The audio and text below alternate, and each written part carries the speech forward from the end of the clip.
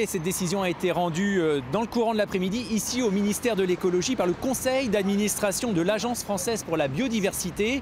Une décision très attendue, elle a été reportée plusieurs fois, vous l'avez dit, car les oppositions au projet ont été nombreuses. On se souvient qu'en octobre dernier, le conseil de gestion du parc naturel marin avait rendu un avis défavorable. Les pêcheurs, quant à eux, ont toujours dit qu'ils ne voulaient pas entendre parler de ce parc. Face à cela, le groupe Engie a fait plusieurs propositions en décembre pour limiter l'impact sur la faune et la flore, faisant passer son budget de 650 000 à 8 millions d'euros.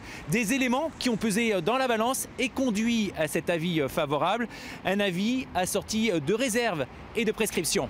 C'est vraiment une évolution par rapport au dossier initial qui a précisé tant sur la phase projet que sur la phase d'exploitation des choses à faire en positif pour éviter les impacts sur l'environnement ou des choses à éviter.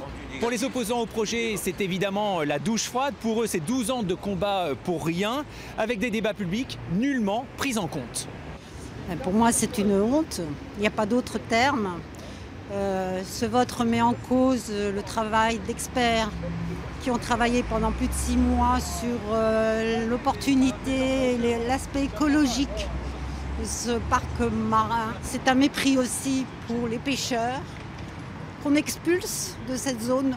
En tout cas, cet avis n'est pas seulement consultatif, il engage l'État et surtout, il débloque la situation.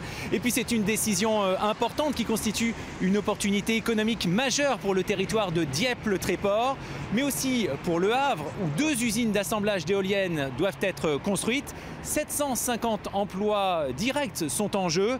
Je vous rappelle qu'au total, 62 éoliennes sont prévues au large des côtes.